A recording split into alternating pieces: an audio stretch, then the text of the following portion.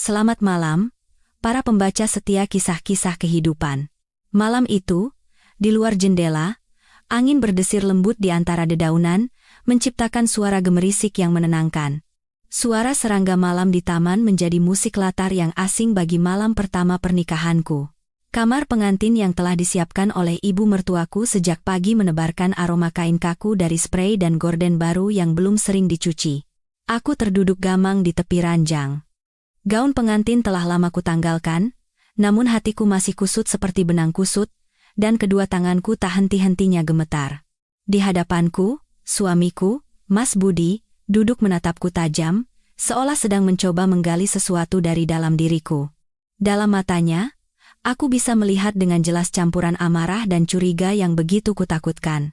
Mas Budi, pria yang baru saja pagi tadi mengikat janji sehidup semati denganku di hadapan ratusan tamu undangan, semua orang bilang aku sangat beruntung. Mendapatkan suami yang dikenal berbakti pada orang tua, tegas, dan mapan, putra sulung dari keluarga terpandang. Namun, tak seorang pun tahu, di balik kemewahan itu, ada rahasia kelam yang kusimpan rapat-rapat. Jika rahasia ini terungkap, bukan hanya aku, tapi juga ibuku dan seluruh keluarga kami akan terjerumus ke dalam jurang hinaan yang tak berujung. Aku menunduk, meremas ujung piyama sutraku. Jantungku berdebar begitu kencang seolah akan meledak. Saat itu, Mas Budi berdeham dan mendekat, meletakkan tangannya yang besar dan hangat di bahuku. Namun, kehangatan itu tak sedikit pun menenangkanku. Sebaliknya, rasanya seperti tali tak kasat mata yang mencekik leherku, menyesakkan. Sari, apa kita akan terus duduk berhadapan seperti ini? Suara Mas Budi rendah, namun syarat akan amarah yang tertahan. Ini malam pertama kita. Apa yang kau ragukan? Apa ada sesuatu yang kau sembunyikan dariku? Aku menelan ludah dengan susah payah, mencoba mengembalikan ketenangan, tetapi tenggorokanku kering kerontang seperti gurun pasir. Aku sadar, aku tidak bisa menunda momen ini lebih lama lagi. Dengan ragu, aku berkata, "Mas, hari ini aku lelah sekali, banyak sekali acara tadi. Bisakah kita menundanya sampai besok?" Begitu kalimat itu selesai, kulihat mata Mas Budi membelalak, cengkeraman tangannya di bahuku menguat. Dia tertawa sinis. "Lelah? Orang menikah untuk membangun keluarga yang bahagia. Sari, malam ini adalah momen terpenting bagi kita, dan kau bilang lelah? Apa jangan-jangan ada alasan lain?" Kalimat terakhirnya menusuk jantungku seperti belati tajam. Aku gemetar hebat dan tergagap. Tidak, Mas. Bukan apa-apa. Aku hanya benar-benar lelah. Namun, sorot mataku yang gelisah tak bisa lepas dari tatapan tajamnya. Dia bangkit berdiri. Dengan mata yang memerah karena marah, dia menatapku tajam, lalu berbalik dan dengan kasar menyibakkan selimut di atas ranjang. Saat itu juga, napasku seakan berhenti. Jantungku berhenti berdetak, dan napasku menjadi sesak. Aku sadar, inilah awal dari semua yang selama ini mati-matian kusembunyikan. Mas Budi terpaku di tempatnya. Wajahnya pucat pasi dan bibirnya bergetar, seolah baru saja melihat sesuatu yang mengerikan. Tiba-tiba, dia mundur beberapa langkah sebelum akhirnya terduduk lemas di tepi ranjang. Dengan kedua tangan menekan kasur, dia berteriak tergagap, "Ya Tuhan, tolong!" Jeritannya menggema mengerikan di dalam kamar yang tertutup rapat. Aku segera berlari hendak memegang lengannya, tetapi Mas Budi sudah berlutut di atas ranjang. Matanya dipenuhi kengerian yang luar biasa, seolah baru saja melihat hantu. Kulihat seluruh tubuhnya gemetar hebat seperti daun yang ditiup angin kencang, dan keringat dingin membasahi dahinya. Di dalam pupil matanya, terpantul bayangan diriku sendiri seorang pengantin wanita yang menyimpan kebenaran yang mengerikan. Seketika, masa lalu yang ingin kulupakan kembali menghantamku seperti gelombang pasang. Pesan ibu sehari sebelum pernikahan terngiang-ngiang di telingaku. "Sari, nak, setiap wanita punya rahasia yang tak bisa diceritakan. Jika kau ingin keluarga kita damai, apapun yang terjadi, kau harus menjaga rahasia itu sampai mati. Jika sampai terbongkar, bukan hanya kau, ibu pun tidak akan bisa lagi mengangkat kepala di hadapan dunia." Pesan itu menjadi belenggu berat yang menekan dadaku, membuatku sulit bernapas. Mas Budi masih berlutut, menatapku tanpa berkedip. "Sari, Sebenarnya kau ini siapa? Apa yang kau sembunyikan dariku? Suaranya bergetar seperti orang yang baru terbangun dari mimpi buruk. Tenggorokanku tercekat, tak ada satu kata pun yang bisa keluar. Aku hanya bisa menunduk, membiarkan air mata panas menetes di atas piyama. Ingin rasanya ku ceritakan semuanya, tetapi bibirku terkunci rapat, sementara hatiku menjerit. Tidak.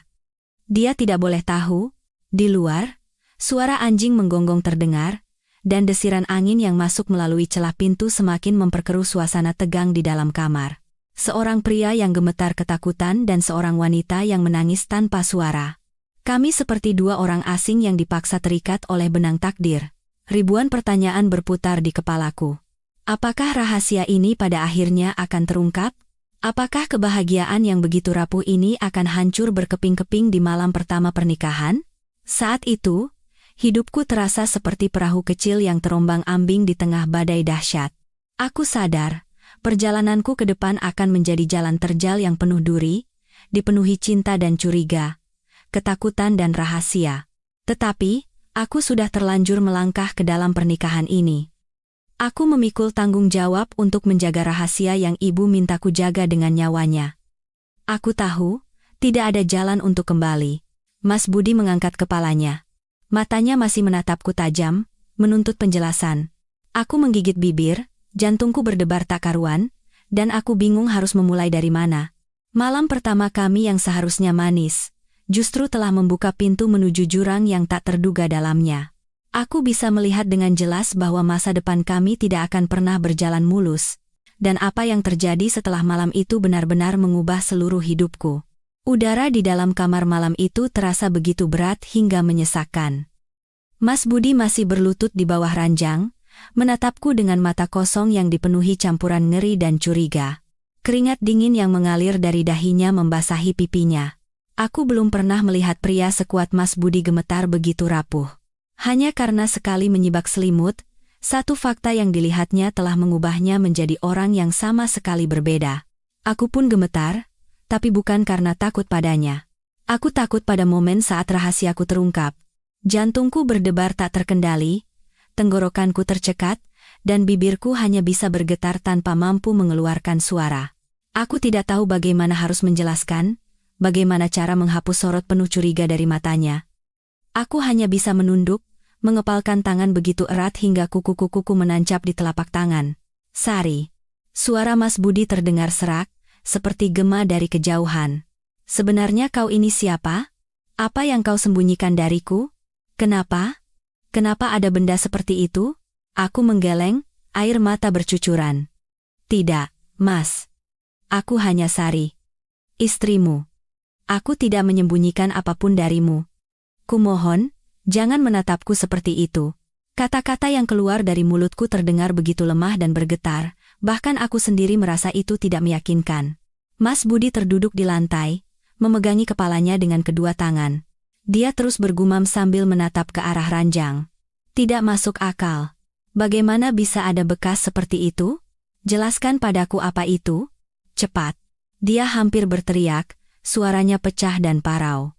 Tenggorokanku tercekat, seluruh tubuhku gemetar. Apa yang dilihatnya di balik selimut bukanlah sesuatu yang ingin ditunjukkan oleh wanita normal pada suaminya di malam pertama pernikahan. Itu adalah bekas luka yang besar dan mengerikan, memanjang dari pinggang hingga ke punggung, seperti bekas sabetan pedang di medan perang. Bekas luka itu adalah jejak dari kecelakaan mengerikan yang kualami saat usiaku 17 tahun. Sebuah kenangan dari hari itu yang aku dan ibu berusaha kubur dalam-dalam agar tak seorang pun tahu. Aku tahu suatu saat Mas Budi akan mengetahuinya, tapi aku tak pernah menyangka malam pertama pernikahan yang seharusnya paling manis akan menjadi momen takdir itu.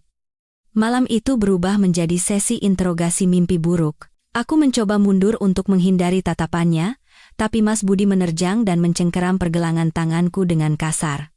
Katakan, dari mana asal bekas luka itu? Kenapa kau menyembunyikannya dariku? Aku terisak, air mata membanjiri wajahku. Mas Budi, kumohon jangan bertanya. Ada alasan yang tidak bisa kuceritakan. Kumohon, percayalah padaku. Dia berteriak dengan suara penuh amarah. Percaya? Bagaimana aku bisa percaya saat mataku sendiri melihat istriku menyembunyikan sesuatu? Jika kau tidak memberitahuku malam ini, aku tidak akan pernah memaafkanmu seumur hidup. Kata-kata itu seperti pisau tajam yang mengiris hatiku. Aku tulus mencintai Mas Budi dan ingin membangun keluarga bahagia bersamanya, tapi bagaimana aku bisa menceritakan kebenarannya? Jika aku memberitahunya, dia akan merendahkanku, keluarga mertuaku akan mengusirku, dan bahkan ibuku akan terseret ke dalam lingkaran dosa ini. Aku menggigit bibir untuk menahan isak tangis, pandanganku kabur karena air mata. Di luar, angin bertiup semakin kencang, seolah hendak merobek kegelapan malam. Terdengar suara langkah kaki seseorang di koridor. Sepertinya itu ibu mertuaku, Ibu Ratna. Jantungku mencelos. Jika beliau mendengar keributan ini dan masuk ke kamar, semuanya akan menjadi jauh lebih rumit. Aku segera memegang lengan Mas Budi. Sayang, tolong pelankan suaramu, bisikku. Bagaimana kalau ibu dengar? Kumohon. Mas Budi menatapku lekat-lekat.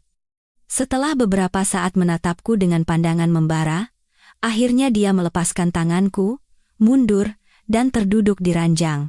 Wajahnya pucat pasi, seperti orang yang telah kehilangan segalanya. Setelah hening beberapa saat, dia membuka mulut dengan berat. Jika kau tidak mau bicara, mulai hari ini, anggap saja tidak ada apa-apa di antara kita. Aku tidak bisa hidup dengan wanita yang tidak bisa kupahami. Aku membeku di tempat. Kata-kata itu lebih menyakitkan daripada ditusuk 1000 pisau. Dalam hati aku ingin berteriak, memeluknya, dan menjelaskan semuanya, tapi logikaku menahannya. Aku hanya bisa membenamkan wajah di bantal dan menangis dalam diam. Kamar menjadi sunyi senyap. Malam itu berlalu dengan desah napas berat Mas Budi dan isak tangisku yang tertahan. Kami berbaring di satu ranjang, tapi jarak di antara kami terasa ribuan mil jauhnya. Tanpa satu sentuhan, tanpa sepatah kata penghiburan, hanya kegelapan pekat yang menyelimuti kami. Keesokan paginya, saat matahari menyelinap masuk melalui celah pintu, aku terbangun dan melihat Mas Budi sudah duduk.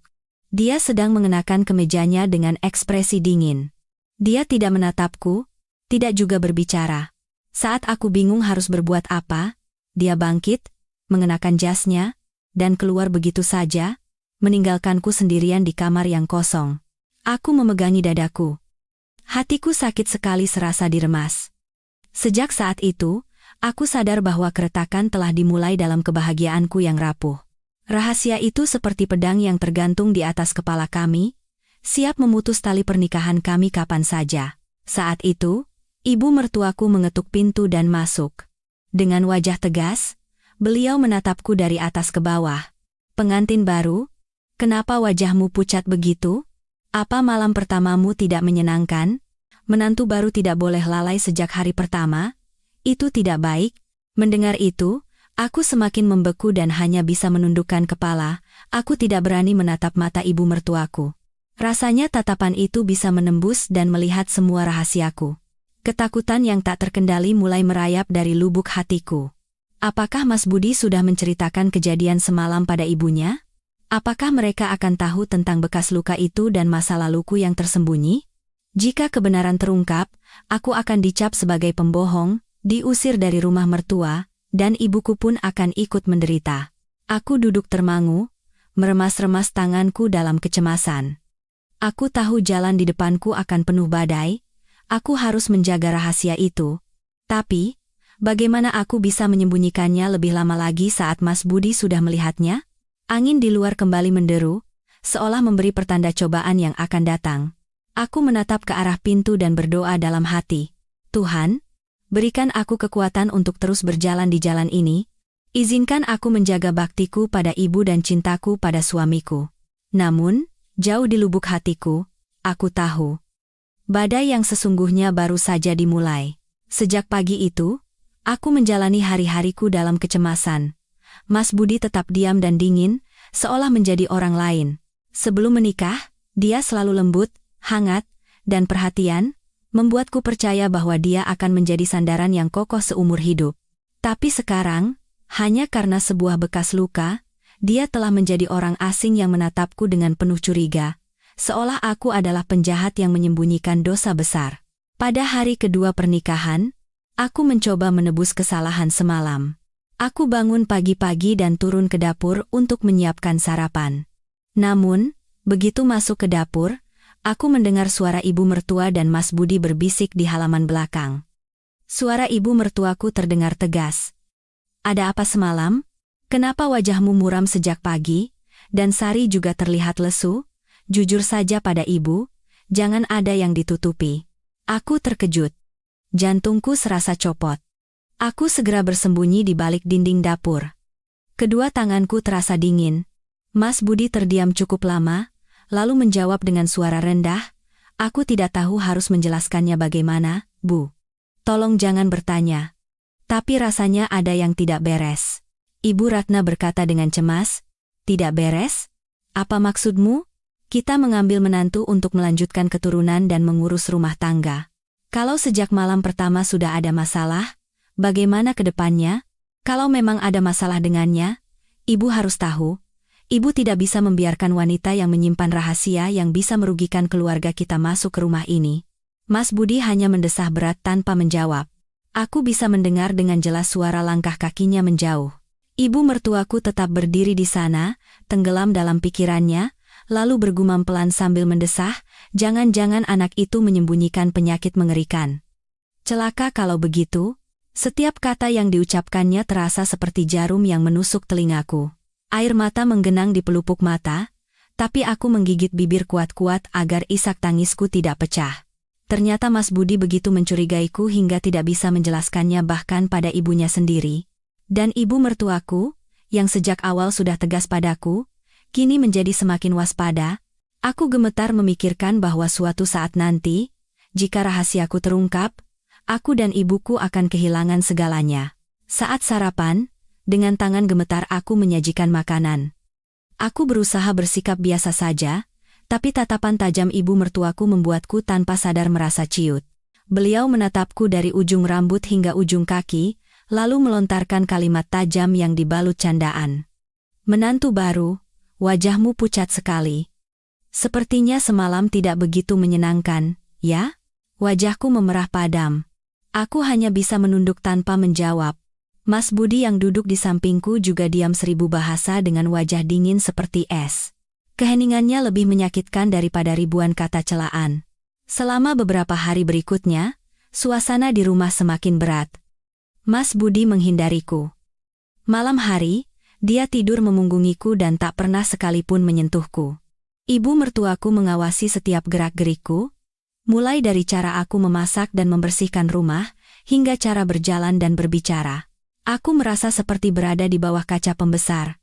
Setiap kesalahan kecil bisa menjadi alasan untuk ditegur. Suatu sore, saat aku sedang menjemur pakaian di halaman, Ibu Ratna berhenti dan menatapku. "Sari, ibu mau bertanya jujur, apa kau menyembunyikan sesuatu dari anakku? Jangan kira karena sudah menikah dengan putraku, kau bisa berbuat seenaknya. Kalau sampai ibu tahu kau menyembunyikan sesuatu, ibu tidak akan tinggal diam." Aku terkejut. Tanganku yang sedang memeras pakaian bergetar hingga air cucian membasahi bajuku. Aku menunduk dan menjawab dengan suara lirih, "Tidak, Bu. Saya tidak menyembunyikan apa-apa. Hanya saja akhir-akhir ini saya sedikit lelah." Beliau menyipitkan mata dan menatapku tajam. "Lelah? Pengantin baru sudah lelah sejak malam pertama? Dan setelah berhari-hari pun masih terus lelah? Apa maksudnya itu? Kalau ada yang sakit, katakan sejujurnya. Menyesal nanti tidak ada gunanya." Tenggorokanku tercekat, aku tidak bisa berkata apa-apa. Beliau menatapku beberapa detik, lalu berbalik dan pergi. Yang tersisa hanyalah tanganku yang gemetar dan hati yang berat. Aku terduduk lemas di samping bak cucian. Air mataku bercampur dengan busa sabun. Entah mana yang air mata dan mana yang busa. Malam itu, ketika Mas Budi pulang setelah hari yang panjang, aku memberanikan diri untuk berbicara. Aku duduk di sampingnya dan berbisik, "Mas Budi, maafkan aku. Aku tidak bermaksud menyembunyikannya. Aku hanya belum punya keberanian untuk bicara. Bisakah kau memberiku sedikit waktu lagi?" Dia menoleh. Tatapannya begitu dingin hingga membuatku merinding. "Waktu? Berapa lama lagi? Sebulan? Setahun? Atau selamanya? Kau harus tahu, Sari, Aku tidak bisa hidup dengan wanita yang membuatku ngeri sejak malam pertama pernikahan. Aku ingin kebenaran. Jika kau tidak mau bicara, aku sendiri yang akan mencarinya. Tenggorokanku tercekat. Aku merasa seperti didorong ke tepi jurang. Aku menatapnya sambil menangis, ingin memeluknya, tapi kedua tanganku ragu di udara. Mas Budi sudah menutup pintu hatinya, dan aku merasa sesak karena ketakutan. Sejak saat itu, Mas Budi semakin sering pergi pagi-pagi dan pulang larut malam, bahkan terkadang tidak pulang. Aku berbaring sendirian di ranjang yang luas, memeluk bantal dan melewati malam dengan air mata. Aku tahu, sebuah dinding tak kasat mata telah dibangun di antara kami karena rahasia itu. Suatu kali, aku tak sengaja mendengar percakapannya dengan seorang teman di telepon. Suaranya penuh dengan keputusasaan. Aku tidak tahu sebenarnya aku menikah dengan siapa. Sejak malam pertama sudah begitu, bagaimana aku bisa percaya? Aku harus mencari tahu sendiri kebenarannya, apapun caranya. Aku membeku di tempat. Dia telah memutuskan untuk menggali masa laluku. Seluruh tubuhku gemetar, jantungku berdebar kencang. Jika dia mengetahui tentang kecelakaan mengerikan di usiaku yang ke-17, dengan tatapan seperti apa dia akan memandangku, jijik, benci, atau dendam? Malam semakin larut, aku berbaring dengan mata terbuka di dalam kegelapan, pesan ibu sebelum menikah kembali terngiang di telingaku. Nak, apapun yang terjadi, jangan biarkan orang lain tahu, kalau tidak, kita akan kehilangan segalanya. Pesan itu seperti tali yang menjeratku, tapi sekaligus menjadi kekuatan yang membuatku bertahan. Aku tidak bisa mengkhianati ibu, tidak bisa membiarkan keluarga kami hancur. Tapi semakin aku menjaga rahasia itu, Mas Budi semakin curiga, dan jarak di antara kami semakin jauh. Aku merasa seperti berjalan di atas lapisan es tipis. Satu langkah yang salah, dan aku akan jatuh ke jurang yang dalam. Aku merasakan badai akan segera datang. Dan seperti dugaanku, suatu malam, Mas Budi pulang. Wajahnya kaku, tatapannya sedingin baja. Dia membanting pintu, mendekatiku, dan berkata dengan penekanan di setiap katanya. Sari, malam ini kita harus selesaikan semuanya. Aku sudah mendengar desas-desus dari orang-orang, dan aku juga sudah mencari tahu sendiri. Jika kau tetap diam, mulai besok jangan anggap aku sebagai suamimu lagi. Kata-kata itu adalah pisau terakhir yang mendorongku ke tepi jurang. Dengan tubuh gemetar dan air mata bercucuran, bibirku hanya bisa bergetar. Aku tahu, saat penentuan telah tiba. Saat di mana kebenaran dan kebohongan tidak bisa lagi hidup berdampingan. Malam itu, saat aku pulang, suasana rumah sunyi senyap. Mas Budi sudah pergi entah kemana sejak pagi, hanya ibu mertuaku yang duduk di ruang tamu, mengawasiku dengan tatapan tajam di setiap langkahku. Aku berusaha bersikap biasa, meletakkan keranjang belanja dan menyapa dengan sopan. Ibu, saya pulang, tadi saya mampir sebentar ke rumah ibu saya. Ibu Ratna tersenyum sinis. Baru beberapa hari menikah sudah lari ke rumah ibumu? Kalau sudah menikah, seharusnya ikut suami. Bukan sedikit-sedikit lari mengadu dan menangis pada ibumu. Beliau melanjutkan, apa yang kau katakan padanya? Jangan-jangan kau ceritakan soal malam pertama? Jantungku mencelos, wajahku pucat pasi. Aku membela diri dengan suara lirih, tidak, Bu. Tadi ibu hanya bilang kangen, jadi saya mampir. Ibu Ratna meletakkan kipasnya dengan keras di atas meja, menatapku tajam. Sari, ibu tidak mau menginterogasimu, tapi ingat ini baik-baik, di rumah ini tidak ada tempat untuk rahasia. Jika kau tidak mau mengatakannya sendiri, orang lain yang akan menemukannya. Saat itu terjadi, jangan salahkan ibu jika tidak membelamu. Aku hanya bisa menunduk dengan tubuh gemetar. Ketakutan yang belum pernah kurasakan sebelumnya muncul di hatiku. Kecurigaan ibu mertuaku yang sudah tegas kini berubah menjadi keyakinan. Aku terjepit di antara dua tekanan, suamiku dan ibu mertuaku, terdorong ke tepi jurang. Malam itu, Mas Budi pulang larut. Begitu masuk ke kamar, tercium bau alkohol yang pekat. Aku segera mendekat untuk memapahnya, tapi dia menepis tanganku. Wajahnya memerah, matanya sayu, tapi masih menyiratkan amarah. Dia terduduk di ranjang dan menatapku tajam. Sari, suaranya parau tapi tegas. Aku sudah tidak tahan lagi. Katakan, bekas luka itu, apa sebenarnya? Aku tidak bisa hidup dengan wanita yang bahkan tidak bisa menceritakan kebenaran tentang tubuhnya sendiri pada suaminya. Aku ketakutan, kedua tanganku saling meremas dan bergetar. Mas, kumohon, jangan mendesakku. Suatu saat nanti akan kuceritakan. Tapi tidak sekarang. Aku belum punya keberanian. Kumohon, percayalah padaku sedikit lagi. Mas Budi memukul meja dengan keras. Gelas di atasnya jatuh dan pecah berkeping-keping. Dia bangkit, menggeram, cukup. Semakin kau diam, itu hanya membuktikan kau menyembunyikan sesuatu. Aku tidak bisa menerima ini. Jika kau masih menganggapku suamimu, katakan semuanya sekarang juga. Aku mundur, air mata bercucuran. Saat itu, rasanya semua di sekitarku runtuh. Dengan suara bergetar, aku berkata, "Kalau aku cerita, kau akan meninggalkanku, kan?" Aku tidak mau itu terjadi. Mas Budi tersenyum sinis dengan tatapan penuh penghinaan. Jadi itu artinya kau mengakui punya rahasia kotor? Apa kau pikir aku akan tertipu seumur hidup? Kata-kata itu seperti pisau tajam yang mencabik-cabik hatiku. Aku ingin berteriak bahwa aku tidak bersalah. Bekas luka itu hanyalah hasil dari kecelakaan yang tidak pernah ingin kuingat. Tapi tenggorokanku tercekat, semua kata terperangkap di dalam hati. Malam itu, Mas Budi pergi dari rumah tanpa sepatah kata pun. Aku duduk termangu di kamar yang kosong, membasahi bantal dengan air mata. Aku tahu, jika terus begini, pernikahan kami akan hancur berkeping-keping. Keesokan paginya, desas-desus mulai menyebar di lingkungan kami. Para tetangga berbisik-bisik, katanya. Pengantin baru di rumah itu, malam pertamanya ada kejadian aneh, sampai suaminya ketakutan. Gunjingan itu seperti jarum tajam yang menusukku.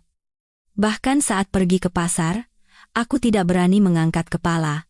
Setiap tatapan dan tawa kecil terasa seperti mengejekku. Saat pulang ibu mertuaku menatapku dengan tatapan tidak suka. Lihat ini. Baru beberapa hari menikah sudah membuat malu keluarga. Apa kau mau mencoreng nama baik keluarga ini? Aku menggigit bibir. Air mata sudah dipelupuk, tapi aku menahannya. Aku menjawab pelan, "Maafkan saya, Bu. Saya tidak sengaja." Ibu Ratna mendengus. "Maaf saja tidak akan menyelesaikan masalah. Ingat, rumah ini tidak akan menerima wanita dengan masa lalu yang kelam. Kalau kau memang tidak bersalah, buktikan. Jangan membuat kami jadi bahan tertawaan orang."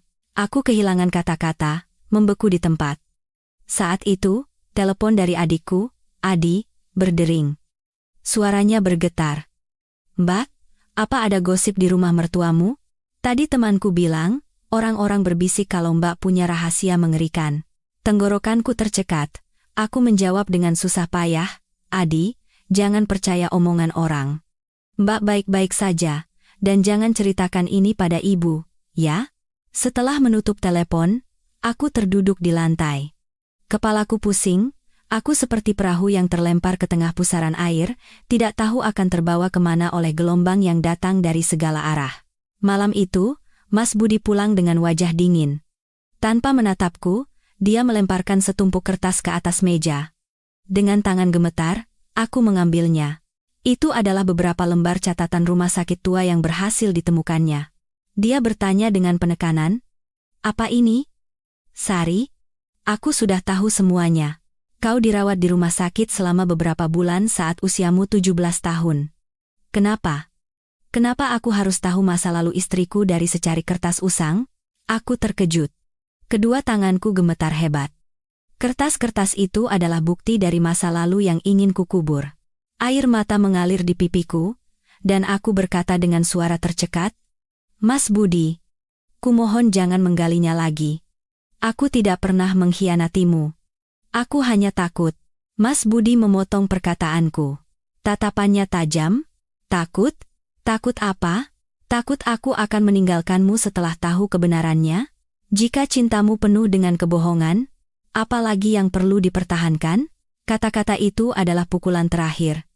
Aku berlutut dan memegang tangannya. Sambil menangis terseduh-seduh, aku memohon, "Mas, kumohon percayalah padaku. Aku tidak berkhianat. Aku tidak melakukan kesalahan. Bekas luka itu karena kecelakaan? Itu adalah rasa sakit yang tidak ingin kuingat lagi. Aku janji akan menceritakan semuanya suatu saat nanti. Tapi kumohon, beri aku waktu. Aku belum punya keberanian untuk menghadapinya sekarang. Mas Budi terdiam sejenak. Matanya terlihat bimbang. Tapi tak lama kemudian, dia menepis tanganku dan berbalik. Suaranya dingin. Waktu? Kau selalu minta waktu. Kesabaranku sudah habis. Aku beri kau waktu 1 minggu. Jika sampai saat itu kau tidak menceritakan yang sebenarnya, aku akan membeberkan semuanya.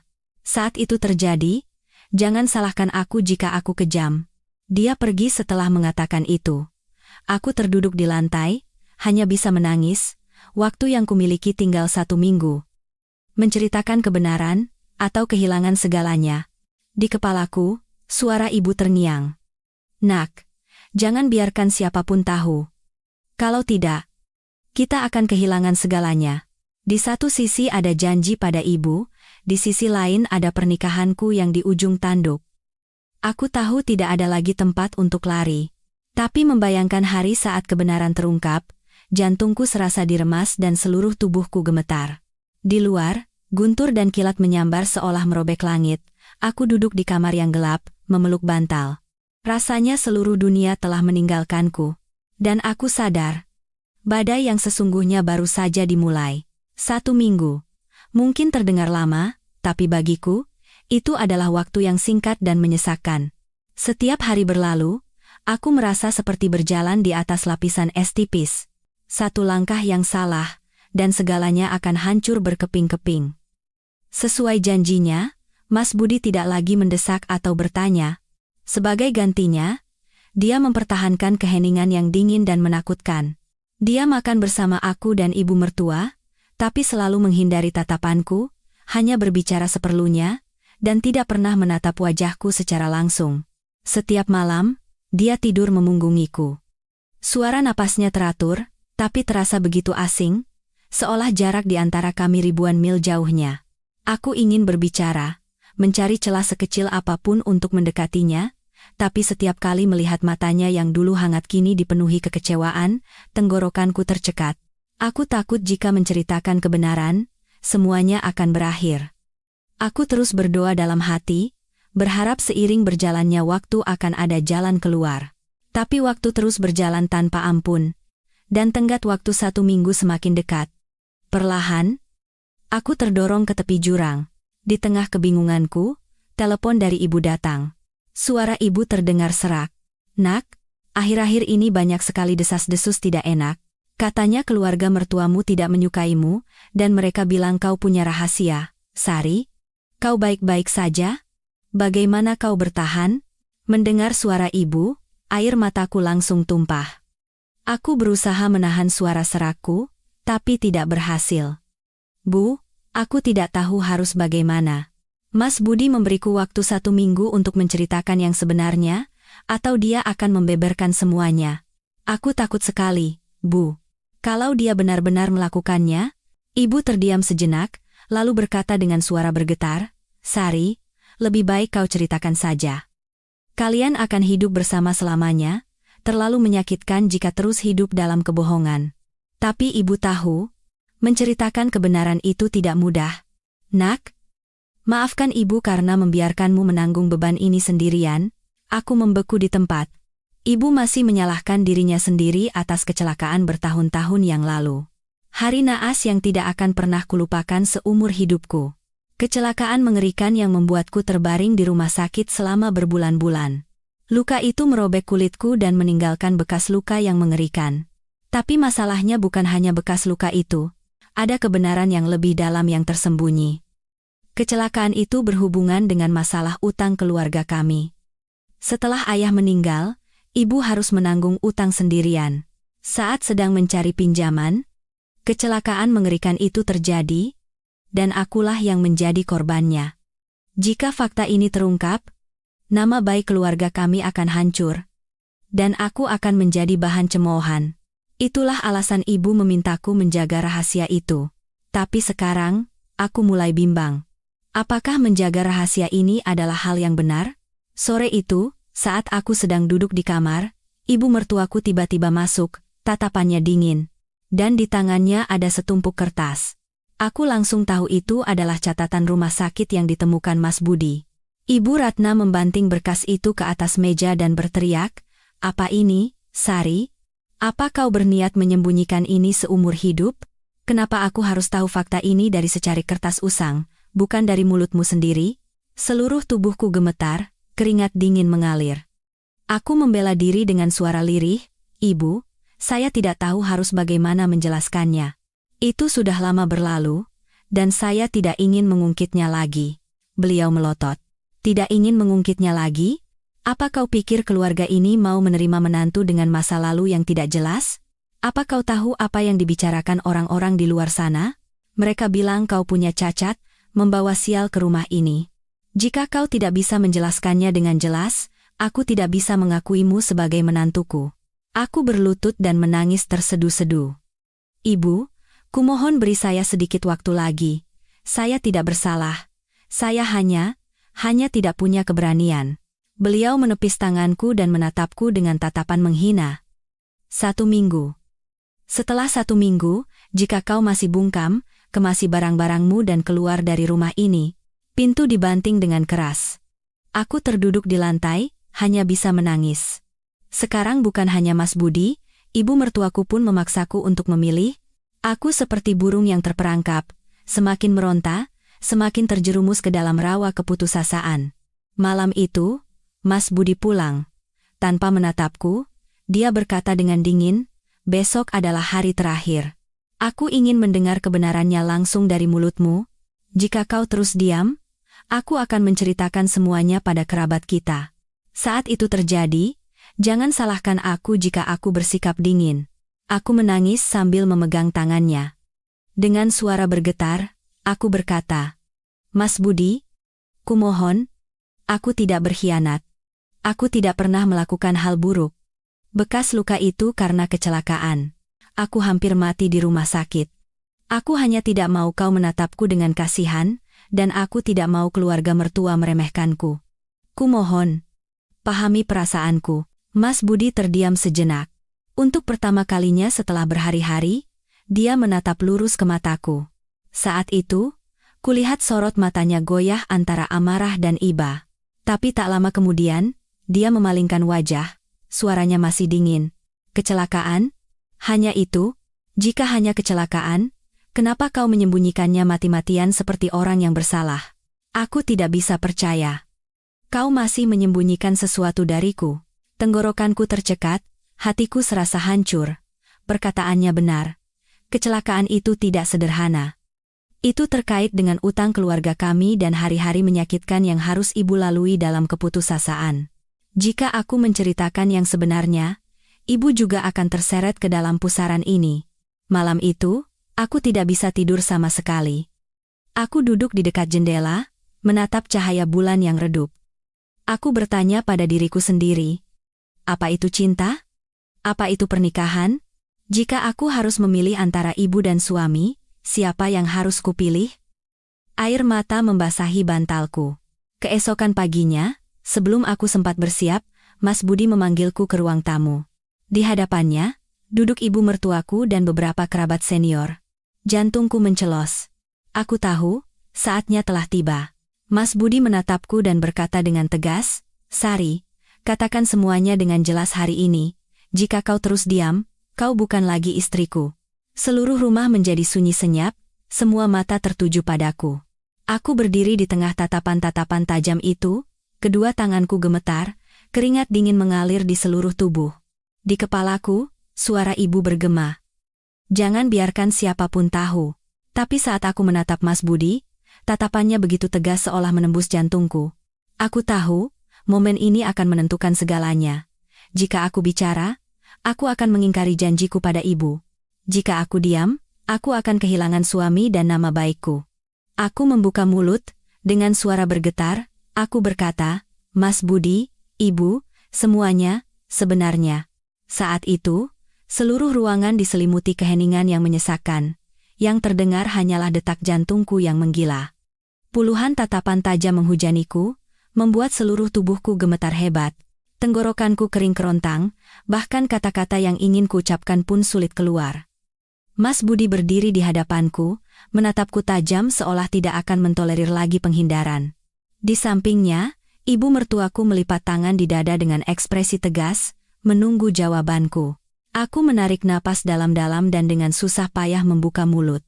Sebenarnya, saat usia saya 17 tahun, saya mengalami kecelakaan yang mengerikan. Kecelakaan itu hampir merenggut nyawa saya, dan bekas luka di tubuh saya adalah jejak dari saat itu. Aku menunduk, air mata menetes deras. Ruangan hening sejenak, lalu terdengar suara bisik-bisik. Salah seorang kerabat senior angkat bicara. Kalau hanya kecelakaan, kenapa harus disembunyikan? Kenapa kau membuat semua orang curiga sampai sejauh ini? Tenggorokanku tercekat, aku mengepalkan tangan. Kecelakaan itu bukan kecelakaan biasa. Itu berhubungan dengan utang keluarga kami. Saat itu, tidak lama setelah ayah meninggal, ibu menanggung utang sendirian. Saat sedang mencari pinjaman, saya terlibat masalah dan terluka parah, hingga harus dirawat di rumah sakit selama berbulan-bulan. Saya takut jika menceritakan ini, semua orang akan meremehkan dan menghina saya dan keluarga saya. Saya tidak ingin membawa aib seperti itu ke keluarga mertua. Setelah selesai bicara, tangisku pecah. Beban berat yang selama bertahun-tahun ku pendam di dalam hati akhirnya meledak, membuat hatiku sakit serasa diremas. Wajah Mas Budi tampak terkejut, tatapannya goyah. Dia menatapku lama, lalu bertanya dengan suara yang lebih tenang, "Jadi semua ini demi menjaga nama baik keluarga? Bukan karena kau mengkhianatiku atau menyembunyikan hal kotor lainnya?" Aku mengangkat wajahku yang basah oleh air mata, menatapnya dengan penuh harap. "Iya, Mas Budi. Aku tidak pernah sekalipun mengkhianatimu. Aku tulus mencintaimu. Aku hanya tidak punya keberanian untuk bicara karena takut kehilanganmu, takut diremehkan oleh keluarga mertua. Kumohon, percayalah padaku." Saat itu, kulihat sorot matanya berubah dari amarah menjadi kelembutan. Tapi ibu mertuaku berbeda. Beliau memukul meja dengan keras dan berkata dengan suara setajam pisau. "Bicaramu manis sekali, tapi utang dan kecelakaan? Itu adalah bayang-bayang masa lalu yang tidak bisa dihapus. Keluarga ini tidak bisa menerima menantu dengan masa lalu seperti itu. Apa kau pikir dengan menyembunyikannya semua akan selesai? Besok, saat seluruh kampung tahu fakta ini, apa jadinya nama baik keluarga ini?" Aku membeku di tempat. Jantungku seakan berhenti berdetak. Aku berlutut dan memohon sambil menangis terseduh-seduh. "Ibu, kumohon beri saya kesempatan. Saya berjanji akan menjalankan kewajiban sebagai menantu dengan baik, dan tidak akan mencoreng nama baik keluarga ini. Kumohon, jangan usir saya."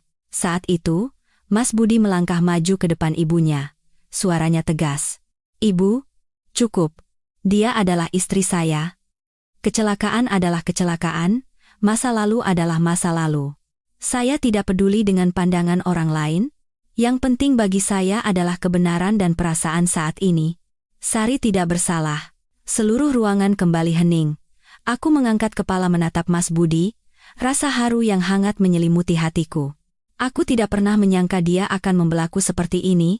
Setelah sekian lama perlakuan dingin dan kecurigaan, saat itu aku merasa di dalam hatinya masih ada cinta dan kepercayaan untukku. Namun, ibu mertuaku tidak menyerah. Beliau menunjuk dan membentak. "Budi, kau masih muda dan tidak tahu dunia.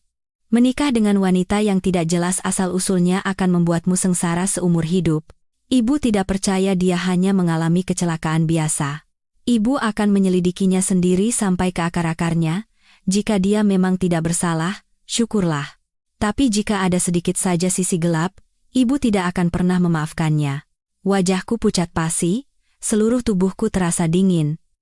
Aku tahu, jika ibu mertuaku sudah bertekad, tidak ada yang bisa menghentikannya. Beliau akan menggali semua kebenaran yang aku dan ibuku kubur dalam-dalam, sampai ke detail-detail yang mengerikan. Hatiku kusut seperti benang. Rasa senang karena Mas Budi mulai mempercayaiku bercampur dengan ketakutan akan ancaman ibu mertuaku. Malam itu, setelah semua orang pulang, hanya ada aku dan Mas Budi di kamar. Dia terdiam cukup lama, lalu dengan lembut memegang tanganku. Sentuhan hangat itu membuatku tanpa sadar gemetar. Mas Budi berkata, Suaranya lebih tenang dari sebelumnya. Sari, maafkan aku karena telah mencurigaimu dan membuatmu menderita. Tapi saat kau diam dan gemetar seperti itu, aku takut kau menyembunyikan sesuatu yang tidak pantas. Sekarang aku percaya kau hanya takut kehilanganku. Tapi ibu tidak akan menyerah begitu saja. Kau harus mempersiapkan hatimu. Aku mengangguk sambil menangis. Aku memegang tangannya erat dan berbisik, selama kau percaya padaku.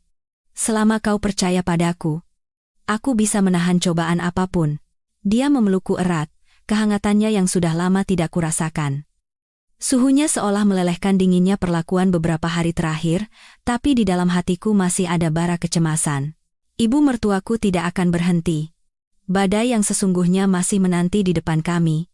Beberapa hari kemudian, seperti yang kuduga, Ibu Ratna mulai menyuruh orang untuk menyelidiki masa laluku. Beliau menemui kenalan lama keluarga kami, bahkan sampai pergi ke kampung halamanku tempat kecelakaan itu terjadi.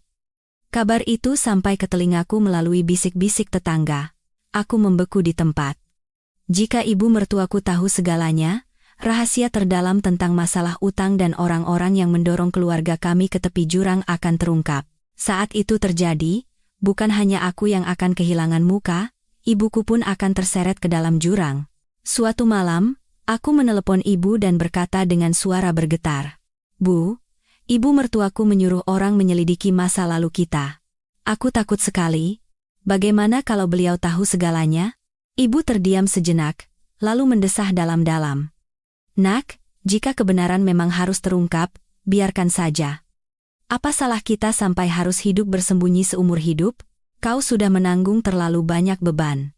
Jika memang harus dihadapi, mari kita hadapi bersama-sama, ibu dan kau."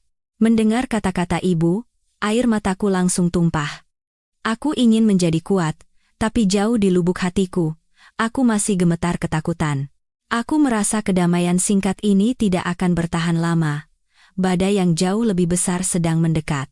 Kabar bahwa ibu mertuaku menyuruh orang menyelidiki sampai ke kampung halaman terasa seperti pedang yang tergantung di atas kepalaku, membuatku sesak napas setiap hari. Setiap suara kecil, setiap tatapan curiga, membuat jantungku mencelos. Aku merasa seolah-olah kapan saja bisa diseret dan diinterogasi oleh ibu mertuaku. Mas Budi memang sudah tidak lagi marah dan memperlakukanku lebih lembut, tapi di matanya masih tersirat kecemasan yang mendalam. Mungkin dia juga menduga bahwa ibu mertuaku tidak akan berhenti dengan mudah, dan kebenaran di balik bekas lukaku lebih rumit dari yang kuceritakan. Suatu siang, saat aku sedang mencuci piring di dapur, Ibu Ratna memanggilku dengan suara tajam. "Sari, kemari sebentar. Ada yang mau ibu tanyakan?" Aku segera mengeringkan tanganku yang basah, merasakan jantungku berdebar kencang. Saat aku ke ruang tamu, beliau meletakkan amplop koklat tebal di atas meja. Di dalamnya, terlihat beberapa lembar kertas usang dan kusut. Aku langsung tahu itu adalah catatan rumah sakit tua dan memo terkait kecelakaan. Kakiku lemas, hampir saja aku jatuh. Keringat dingin mengalir di seluruh tubuh. Beliau menyipitkan mata dan menatapku tajam. "Apa ini? Kau bilang itu kecelakaan? Tapi kenapa orang-orang bilang saat itu keluargamu terlibat masalah utang, dan kecelakaan itu terjadi saat penagih utang datang membuat keributan? Sampai kapan kau mau menyembunyikannya? Cepat katakan." Aku membeku di tempat. Dengan tangan gemetar, aku memegang ujung bajuku. Di kepalaku, terbayang kembali pemandangan mengerikan belasan tahun yang lalu. Malam itu, di tengah hujan badai, ibu memegang tanganku dan kami berlari mati-matian menghindari para penagih utang.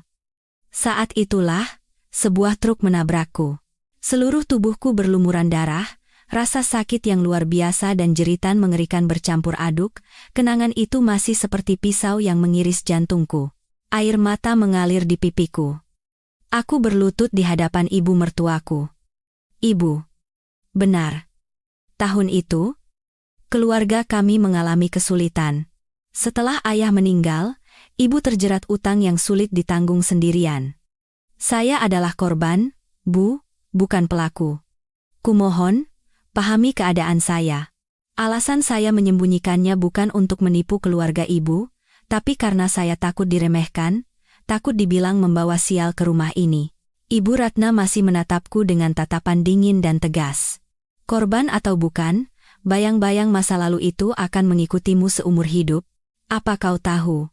Jika menantu dari keluarga terpandang seperti kita punya noda seperti itu, siapa yang akan dicemooh orang? Mereka tidak hanya akan menertawakanmu, tapi juga ibu dan anakku. Mendengar itu, hatiku serasa hancur. Aku menunduk dan berkata dengan suara tercekat, saya salah telah menyembunyikannya. Tapi saya tidak bersalah. Kumohon, beri saya kesempatan untuk membuktikan bahwa saya bisa menjadi menantu yang baik dan istri yang bijaksana. Saya tidak ingin masa lalu merusak kebahagiaan saat ini. Tepat saat suasana begitu tegang, Mas Budi pulang. Dia mendengar percakapan terakhir kami dan segera mendekat, berdiri di hadapanku. Suaranya jelas. Ibu, masa lalu adalah masa lalu. Saya percaya Sari tidak bersalah. Kecelakaan itu bukan keinginannya. Jika ibu terus menyalahkannya, itu sama saja dengan mengurung seorang wanita dalam kegelapan seumur hidup. Saya tidak bisa diam saja melihat istri saya diinjak-injak seperti ini. Ibu Ratna menatap putranya tajam. Kau diam. Kau masih muda dan tidak tahu akibatnya. Laki-laki saat mencari istri harus memilih yang bersih dan tanpa celah. Kau akan terseret oleh masa lalu anak ini seumur hidup.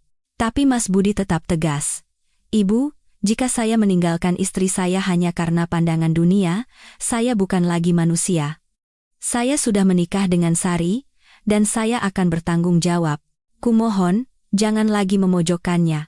Mendengar kata-kata tegas Mas Budi, tenggorokanku tercekat. Aku menangis terseduh-seduh sambil memegang tangannya dengan gemetar. Hatiku dipenuhi rasa haru. Setelah konflik yang panjang, akhirnya dia memihakku. Meskipun seluruh dunia meninggalkanku, setidaknya aku masih memilikinya. Namun, ibu mertuaku tetap dingin. Beliau memalingkan wajah dan masuk ke kamarnya. Aku tahu, beliau bukan menerimaku, tapi hanya diam untuk sementara. Badai belum berakhir. Malam itu, aku tidak bisa tidur. Mas Budi memelukku dan berbisik pelan, jangan takut. Aku percaya padamu.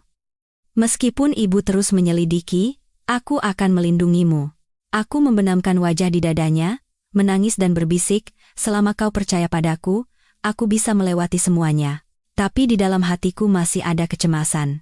Aku tahu kecelakaan itu bukan hanya kecelakaan biasa, tapi melibatkan rentenir kejam, orang-orang yang namanya saja sudah membuat orang lain ketakutan.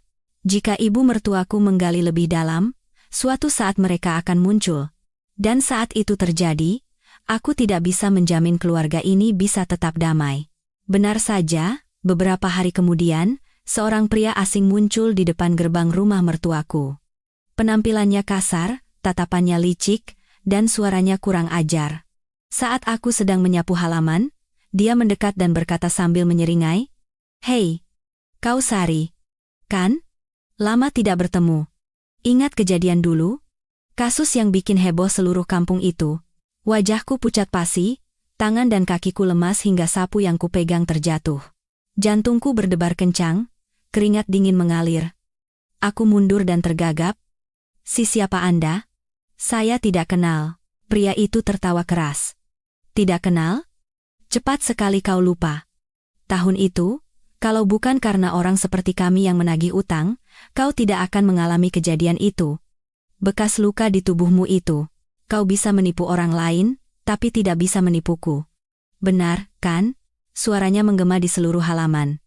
Tepat saat itu, Mas Budi dan ibu mertuaku keluar.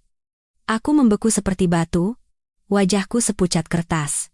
Ibu mertuaku melotot, dan Mas Budi berdiri terpaku dengan tatapan terkejut.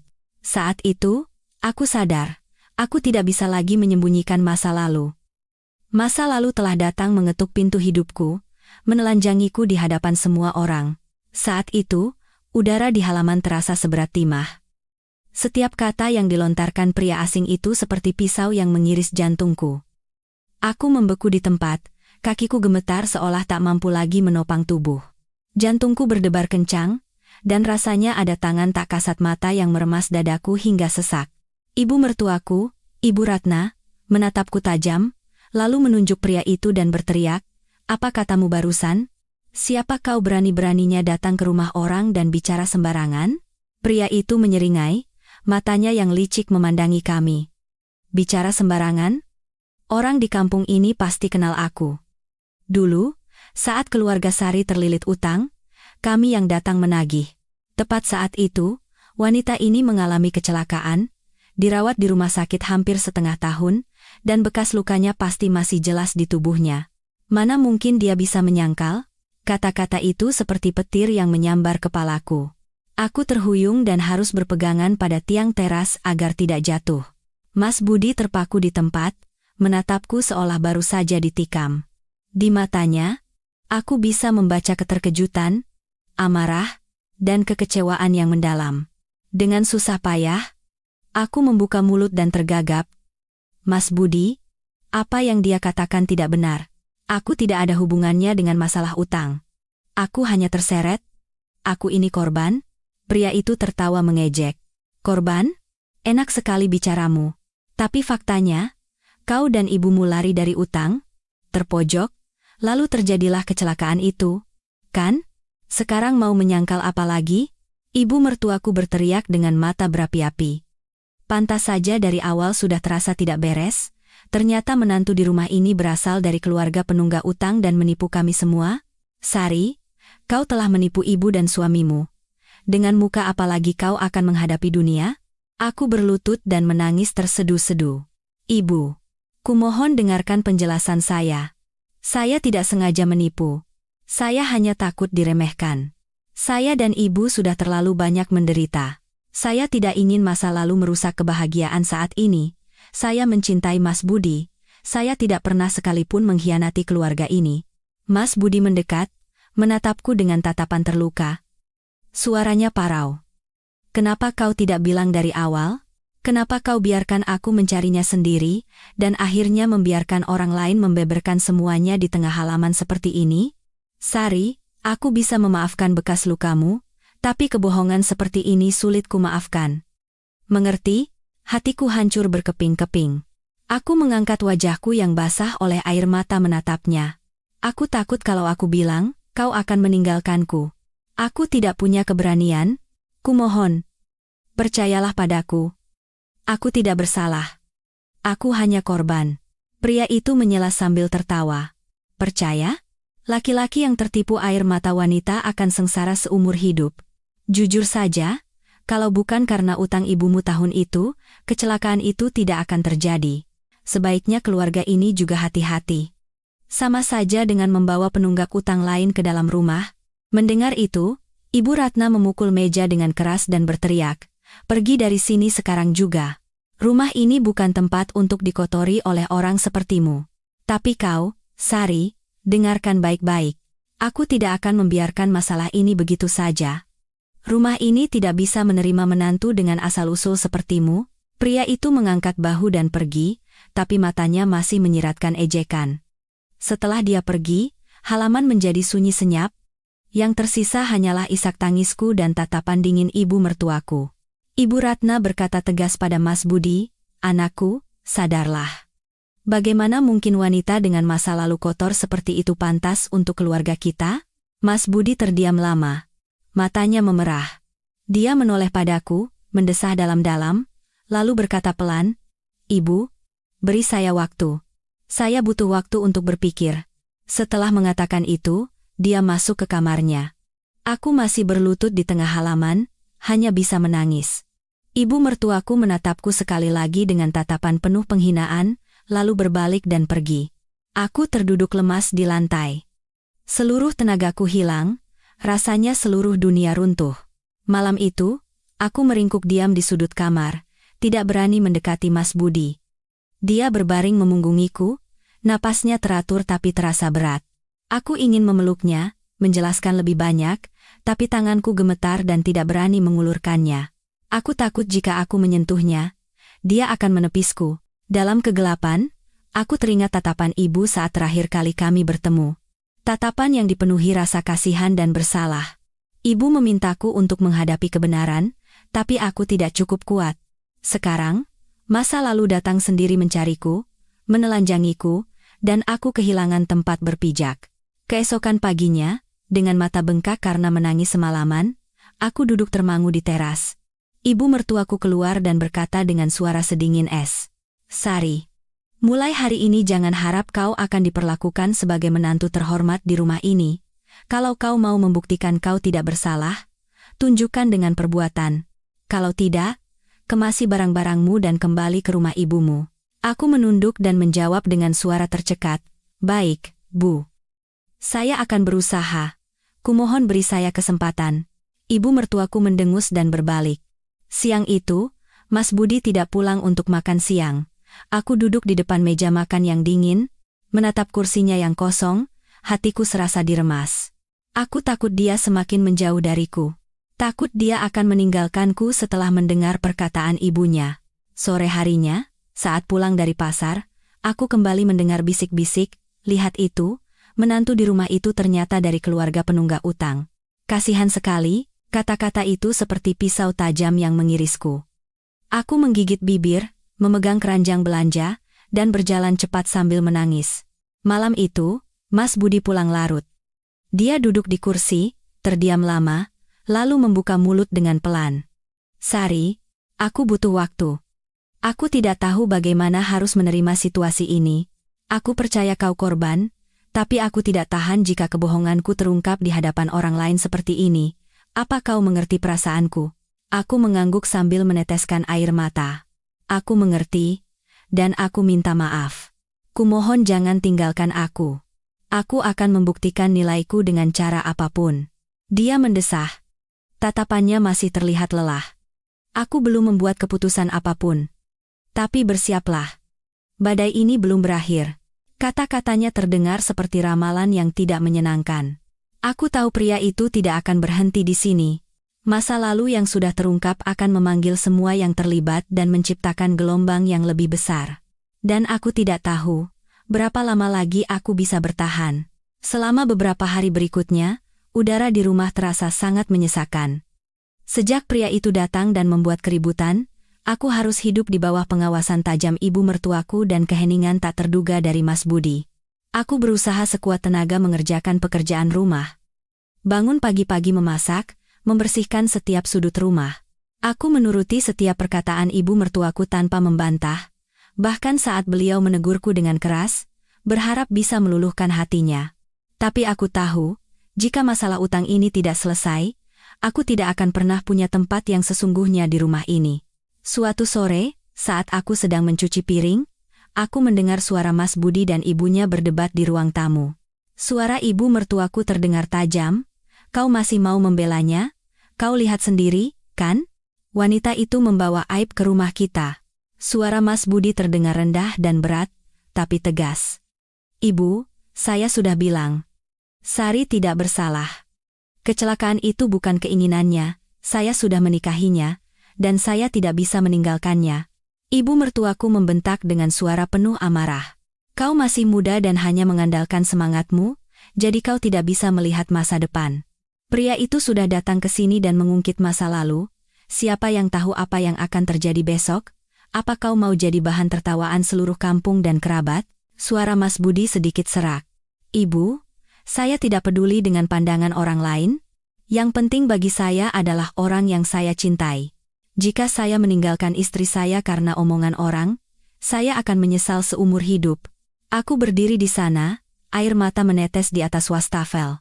Aku ingin berlari, memeluknya, dan berterima kasih, tapi aku tidak berani. Aku tahu dia sedang berjuang keras melawan tekanan ibunya, tapi aku tidak tahu sampai kapan dia bisa bertahan. Keesokan harinya, desas-desus menyebar lebih cepat. Saat ke pasar, aku mendengar bisikan di belakangku. "Lihat itu, menantu di rumah itu dari keluarga penunggak utang, katanya menipu mertuanya habis-habisan. Menarik sekali melihat apa yang akan terjadi selanjutnya." Aku menggigit bibir, memegang keranjang belanja, dan berjalan cepat. Hatiku sakit sekali. Saat pulang, aku kembali berhadapan dengan pria asing itu yang sudah menunggu di depan gerbang. Dia tersenyum licik dan berkata, "Bagaimana? Kudengar mertuamu masih tidak percaya padamu." Aku beri satu nasihat. "Kalau mau hidup tenang, siapkan sedikit uang untuk tutup mulut. Masa lalu itu tidak bisa disembunyikan selamanya." Aku menjawab dengan suara gemetar, "Apa yang Anda mau? Keluarga kami sudah tidak ada urusan lagi dengan Anda." Kumohon jangan ganggu kami lagi. Dia mendengus dan tertawa. Tidak ada urusan? Utang ibumu yang dulu belum lunas masih ada, dan sekarang aku datang untuk menagihnya. Kalau kau tidak menyelesaikannya, aku akan menyebarkan semua faktanya ke seluruh kampung ini dengan sangat detail. Tanpa ada yang terlewat, kita lihat saja apa mertuamu masih akan melindungimu saat itu. Kakiku lemas, hampir saja aku jatuh.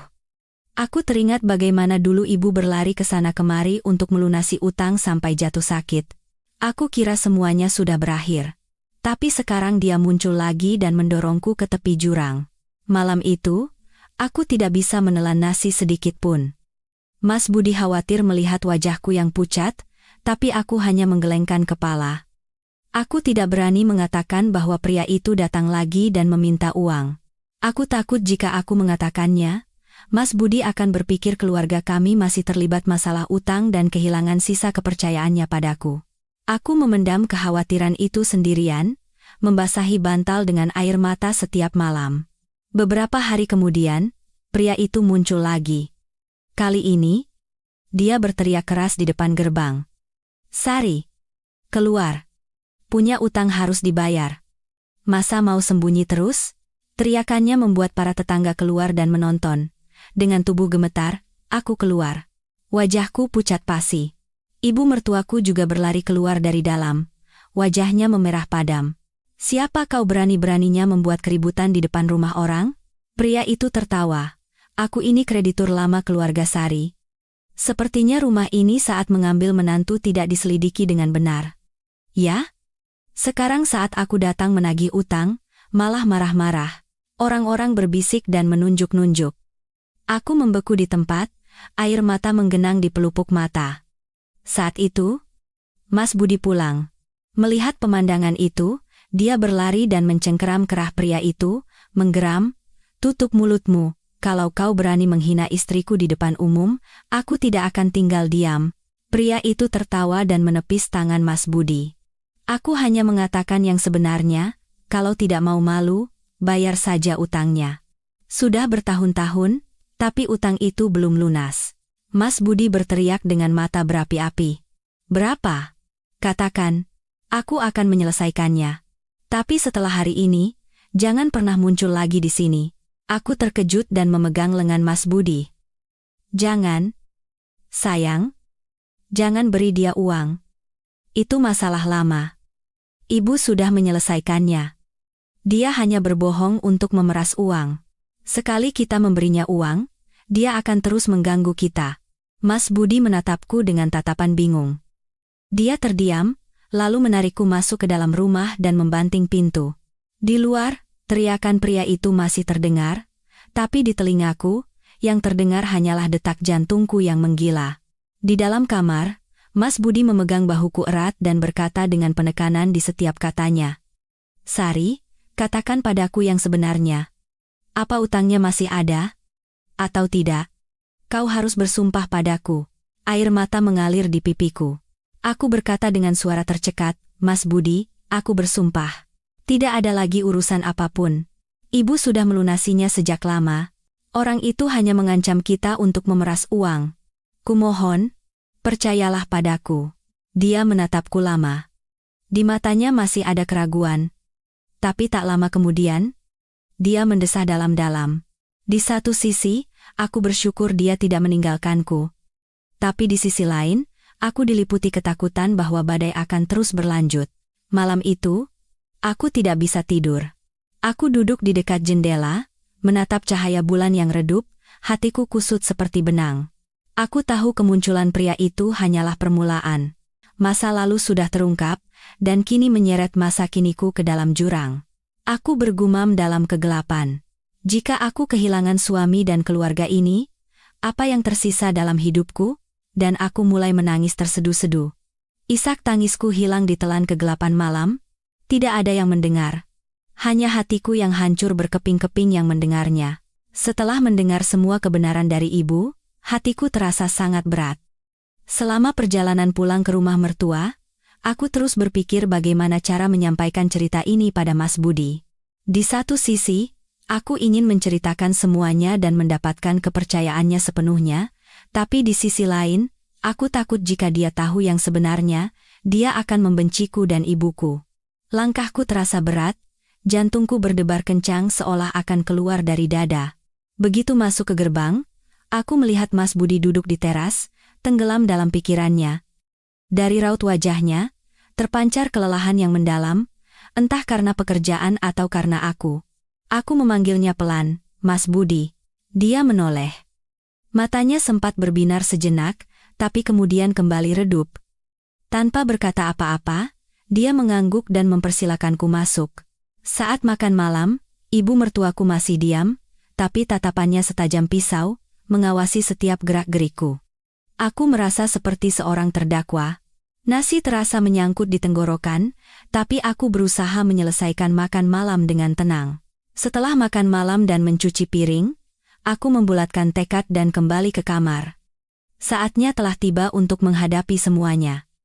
Mas Budi duduk di ranjang, memperhatikanku, aku mendekat, berlutut di hadapannya, dan menangis tersedu-sedu. "Mas Budi, hari ini aku bertemu ibu. Aku merasa jika terus diam seperti ini, aku akan kehilanganmu selamanya. Jadi sekarang, aku akan menceritakan semuanya." Alisnya sedikit berkerut. Di matanya, tersirat keterkejutan sekaligus ketegangan.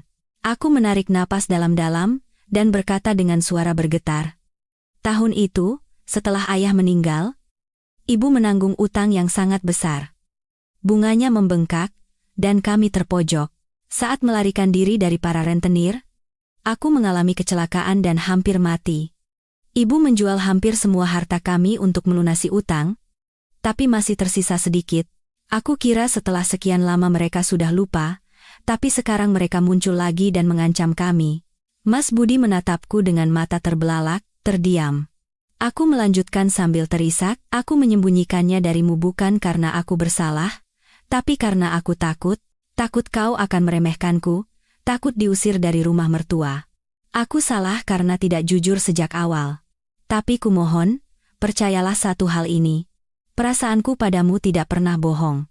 Aku tulus, benar-benar tulus mencintaimu." Hening menyelimuti kamar untuk waktu yang lama.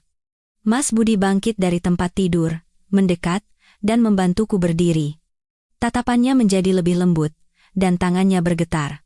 "Sari, kenapa kau tidak bilang dari awal? Aku bisa memaafkan masa lalu yang menyakitkan, tapi aku tidak tahan dengan keheningan yang membuatku merasa dikhianati. Apa kau mengerti perasaanku?" Aku mengangguk sambil menangis. "Aku mengerti. Aku salah, kumohon beri aku kesempatan untuk menebusnya. Mulai sekarang, aku akan menghadapinya bersamamu. Aku tidak akan lari lagi." Mas Budi memelukku erat. Untuk pertama kalinya setelah berhari-hari, aku bisa merasakan kehangatannya. Tapi suaranya masih menyiratkan kekhawatiran. "Kita bisa melewatinya bersama, tapi ibu tidak akan menerimanya dengan mudah. Jika ibu tahu yang sebenarnya, penolakannya akan semakin keras, jadi kau harus kuat." Perkataan Mas Budi benar. Keesokan paginya, begitu dia berangkat kerja, ibu mertuaku memanggilku ke ruang tamu. Di atas meja, ada sebuah amplop berisi uang. Beliau mendorongnya ke arahku dan berkata dengan tatapan dingin, "Ini uang simpanan ibu. Pakai ini untuk melunasi utang keluargamu. Keluarga ini tidak bisa menanggung aib punya menantu penunggak utang. Setelah utangnya lunas, setidaknya kau bisa mengangkat kepala. Jika masalah ini pun tidak bisa kau selesaikan, kau akan kuusir dari rumah ini." Aku membeku di tempat. Kedua tanganku gemetar. Uang di dalam amplop itu memang tidak sedikit, tapi tidak cukup untuk melunasi utang yang sudah berbunga selama bertahun-tahun. Tenggorokanku tercekat, aku berlutut. "Ibu, terima kasih atas niat baik ibu, tapi utangnya jauh lebih besar dari ini. Jangan khawatir, Bu. Saya akan mencari cara. Kumohon jangan usir saya. Saya tidak pernah ingin membawa sial ke rumah ini." Ibu Ratna melotot. "Bicara memang mudah. Jika kau tidak bisa membuktikan kau tidak bersalah, pada akhirnya kau akan diinjak-injak oleh orang lain. Keluarga ini tidak bisa menanggung aib lebih lama lagi." Aku menunduk dan menangis. Hatiku sakit serasa diremas. Aku tahu di mata ibu mertuaku, aku adalah duri dalam daging. Tapi aku juga tahu, jika aku menyerah di sini, aku akan kehilangan segalanya. Sore itu, pria itu muncul lagi. Kali ini, dia tidak hanya di luar gerbang, tapi menggedor-gedor pintu dan berteriak. Sari, keluar. Mau lari dari utang, ya? Kalau tidak bayar, aku akan sebarkan ke seluruh kampung, bahkan sampai ke kerabatmu. Aku ketakutan dan segera berlari keluar. Ibu mertuaku juga keluar dengan wajah memerah karena marah. Beliau berteriak, "Apa maumu? Katakan yang jelas, jangan membuat onar di depan rumah orang." Pria itu menyipitkan mata dan menyeringai. "Mauku uang, tentu saja. Punya utang ya harus dibayar, kan? Sepertinya rumah ini saat mengambil menantu tidak diselidiki asal-usulnya. Ya? Sekarang saat aku datang menagih utang malah marah-marah." Aku berdiri gemetar di depan ibu mertuaku dan berkata dengan suara tercekat, "Tutup mulutmu. Aku akan membayarnya.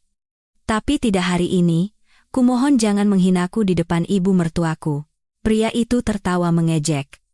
"Kalau begitu besok aku datang lagi, jangan coba-coba lari." Dia pergi setelah mengatakan itu. Halaman dipenuhi suara bisik-bisik tetangga.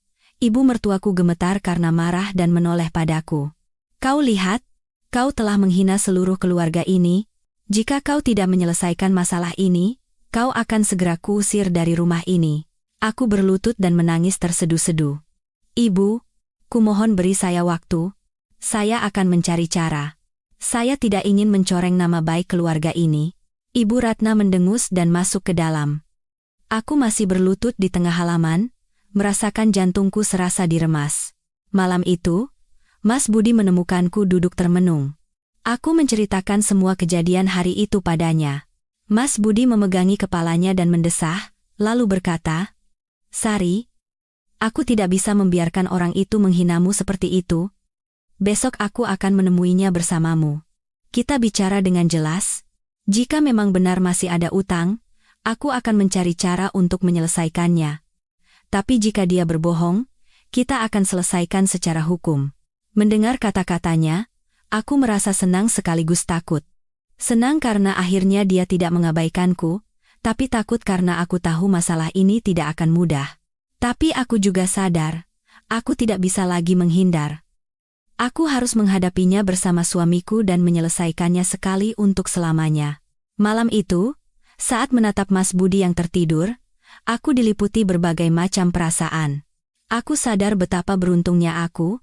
Meskipun badai dahsyat menerpa, pada akhirnya dia tidak meninggalkanku dan tetap berada di sisiku. Aku berjanji dalam hati, apapun harganya, aku akan mempertahankan kebahagiaan ini sampai akhir. Di luar, angin menderu, seolah memberi pertanda badai yang lebih besar akan datang. Aku merasa hari esok akan menjadi hari penentuan, pembebasan, atau jatuh ke jurang yang lebih dalam. Aku berada di persimpangan jalan itu. Keesokan paginya, aku terbangun sejak fajar. Berbagai macam ketakutan muncul di hatiku.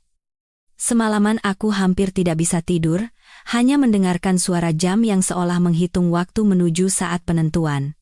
Mas Budi berbaring diam di sampingku, tapi dari bibirnya yang terkatup rapat dan keningnya yang berkerut, aku tahu dia juga tidak bisa tidur. Saat matahari menyelinap masuk melalui jendela, dia bangkit dan menatapku, tatapannya terlihat lelah, tapi tegas. "Sari, hari ini aku akan menemuinya bersamamu. Aku tidak bisa lagi membiarkan dia mengancam dan menghinamu di depan umum." Aku meremas ujung bajuku dengan tangan gemetar. "Tapi kalau memang benar masih ada utang, dari mana kita dapat uangnya? Kau juga tidak punya banyak sisa setelah pernikahan." Mas Budi memegang tanganku erat dan berkata dengan suara rendah, "Uang bisa dicari lagi. Tapi nama baikmu dan keluarga kita tidak bisa dibeli dengan uang. Aku tidak akan membiarkanmu menanggung hinaan seperti itu sendirian lagi." Mendengar kata-katanya, tenggorokanku tercekat, air mata menggenang di pelupuk mata. Aku mengangguk dan berbisik, "Aku percaya padamu. Apapun yang terjadi, aku akan pergi bersamamu." Kami sepakat bertemu dengan pria itu di sebuah warung kopi kecil di ujung kampung. Saat kami tiba, dia sudah duduk di sana dengan tangan terlipat di dada dan senyum mengejek. Melihat kami, dia berkata ketus, "Akhirnya muncul juga. Kukira kalian akan lari lagi seperti dulu." Aku menunduk. Jantungku berdebar kencang. Mas Budi duduk di hadapannya dan berkata dengan tatapan dingin, "Apa maumu? Jangan berbelit-belit, katakan langsung." Pria itu mengeluarkan buku catatan usang dari sakunya, membalik beberapa halaman, lalu menunjuk tulisan yang pudar dengan jarinya. "Ini rincian utang ibu mertuamu. Dulu dia hanya membayar sebagian, sisanya tercatat jelas di sini, ditambah bunganya, jumlahnya lumayan. Kalau mau selesai baik-baik, siapkan uangnya." Mas Budi mengambil buku catatan itu dan membacanya. Wajahnya menjadi muram. Aku berbisik dengan suara gemetar, "Jangan percaya. Itu hanya buku catatannya. Tidak ada kekuatan hukumnya." Pria itu tertawa keras. "Kekuatan hukum? Buat apa? Orang sekampung juga tahu fakta ini. Apa kau pikir bisa menyangkal?" Mas Budi meletakkan buku catatan itu dan berkata dengan suara sedingin es. "Kalau seluruh kampung tahu, kenapa selama bertahun-tahun ini tidak ada yang mengungkitnya? Jika memang benar masih ada utang, kenapa tidak diselesaikan secara hukum, tapi malah datang ke depan rumah dan berteriak-teriak membuat malu?" Pria itu tersentak sejenak, lalu menggeram, "Aku memberimu kesempatan untuk menyelesaikan baik-baik. Kalau keras kepala, aku akan beberkan semuanya ke seluruh dunia. Saat itu jangan menyesal." Aku memegang lengan Mas Budi erat. Rasanya aku akan pingsan. Tapi dia tetap tenang, menatap lurus ke mata pria itu. "Sekali lagi kau mengganggu istriku, aku akan membawa masalah ini ke jalur hukum. Saat itu, kau tidak akan punya kesempatan memeras sepeser pun." Pria itu menyipitkan mata dan bangkit berdiri. "Sombong sekali kau. Baik, kita lihat siapa yang menang. Aku punya saksi, orang-orang yang dulu ikut menagih utang. Kalau Sari terus menyangkal, mereka sendiri yang akan bersaksi." Dia pergi setelah mengatakan itu. Hanya keheningan berat yang tersisa di warung kopi. Aku terduduk lemas di kursi, menangis. "Mas Budi, aku takut sekali. Kalau orang itu benar-benar menemukan saksi, aku harus bagaimana?" Mas Budi merangkul bahuku dan berkata dengan suara mantap, "Sari, jangan takut. Jika memang benar ibu mertuamu sudah melunasi hampir semua utangnya, orang itu tidak punya bukti apapun selain buku catatan usang itu. Aku akan mencari cara, aku tidak akan membiarkan dia mengancammu." Dalam perjalanan pulang, aku memegang tangannya erat seolah jika kulepaskan, aku akan jatuh ke jurang. Di satu sisi, hatiku dipenuhi harapan karena dia ada di sisiku, tapi di sisi lain, aku takut ibu mertuaku tidak akan percaya dan menggunakan perkataan pria itu sebagai alasan untuk mengusirku. Benar saja, begitu sampai di rumah, Ibu Ratna langsung mendesak. "Bagaimana? Apa katanya? Apa benar utangnya masih ada?" Sebelum aku sempat menjawab dengan gemetar, Mas Budi maju. "Ibu, itu hanya ancaman. Orang itu tidak punya bukti hukum, hanya mengancam kami dengan buku catatan usang. Jika dia datang lagi membuat keributan, kami akan lapor polisi." Ibu Ratna menatapku dengan tatapan curiga. "Jadi belum ada yang tahu pasti apa utangnya masih ada atau tidak, kan?" "Sari, dengarkan baik-baik. Aku tidak bisa menerima menantu yang punya utang di rumah ini. Jika kebenaran terungkap, saat itu jangan salahkan aku." Aku berlutut dan menangis terseduh-seduh. "Ibu, kumohon percayalah padaku, saya tidak pernah ingin mencoreng nama baik rumah ini. Jika perlu, saya akan menghadapinya sendirian agar ibu dan Mas Budi tidak terkena dampaknya." Ibu Ratna mendengus dan masuk ke kamarnya. Aku duduk termangu di tempat. Hatiku sakit sekali. Malam itu, Mas Budi memelukku dan berbisik pelan, "Jangan khawatir. Sekeras apapun ibu, aku percaya padamu. Aku sendiri yang akan mencari orang-orang yang tahu kejadian dulu dan mencari tahu kebenarannya. Aku tidak bisa membiarkan orang itu terus berulah." Mendengar kata-katanya, hatiku dipenuhi kehangatan sekaligus kecemasan. Aku tahu kepercayaannya adalah satu-satunya peganganku saat ini. Tapi di saat yang sama, aku takut jika Mas Budi benar-benar menemukan saksi, siapa yang akan mereka bela, dan apakah ibu mertuaku akan menemukan alasan yang lebih kuat untuk mengusirku. Aku menyandarkan kepala di bahu Mas Budi, membasahi bajunya dengan air mata. Aku berbisik, "Selama kau percaya padaku, aku bisa melewati cobaan apapun. Tapi aku takut suatu saat kau juga akan melepaskan tanganku." Mas Budi memelukku lebih erat dan berkata dengan tegas, "Aku sudah memilihmu, jadi aku akan bersamamu sampai akhir. Baik itu cobaan maupun badai, aku tidak akan pernah melepaskan tanganmu." Saat itu, aku merasakan kepercayaan yang rapuh namun berharga tumbuh di dalam hatiku. Di luar, angin malam berdesir di antara dedaunan, terdengar seperti bisikan takdir. Aku tahu hari penentuan yang sesungguhnya masih di depan, dan perjuangan untuk mempertahankan kebahagiaan ini belum berakhir. Selama beberapa hari berikutnya, Mas Budi pergi mencari kebenaran sendiri. Dia diam-diam menghubungi kenalan di kampung halamanku dan mencari saksi mata kejadian dulu. Melihat wajahnya yang semakin tirus karena sering pergi pagi dan pulang larut, hatiku sakit sekaligus cemas. Aku tahu dia berjuang untukku, tapi aku takut hasilnya akan menghancurkan kami berdua. Sementara itu, ibu mertuaku masih mempertahankan sikap dinginnya. Beliau memang tidak lagi memarahiku dengan kasar seperti sebelumnya, tapi tatapannya selalu penuh curiga, membuatku bahkan tidak berani bernapas lega. Aku berusaha menjalankan kewajibanku sebagai menantu, memasak makanan dengan sungguh-sungguh, membersihkan rumah dengan rapi, berharap bisa meluluhkan hatinya. Tapi aku tahu, selama masalah utang ini belum jelas, aku tidak akan pernah punya tempat yang sesungguhnya di rumah ini. Suatu malam, saat aku sedang menjahit baju yang sobek, Mas Budi pulang dengan wajah serius. Dia duduk di sampingku, memegang tanganku, dan berkata dengan suara berat, "Sari, hari ini aku bertemu seseorang di desa yang melihat langsung kejadian itu. Beliau bilang, memang benar tahun itu keluargamu dikejar-kejar rentenir, dan memang benar kau mengalami kecelakaan saat melarikan diri dari mereka. Tapi setelah itu, ibumu menjual sawah ladang dan meminjam uang kemana-mana untuk melunasi hampir semua utangnya. Hanya tersisa sedikit sekali, dan itu pun saat itu orang itu bilang sudah dianggap lunas, tapi sekarang dia pakai itu lagi untuk memeras uang." Mendengar itu, hatiku serasa diremas, air mataku langsung tumpah. Aku berkata dengan suara tercekat, "Aku tahu suatu saat ini akan terjadi. Aku tidak takut dengan pandangan dunia, aku hanya takut kehilanganmu dan keluarga ini."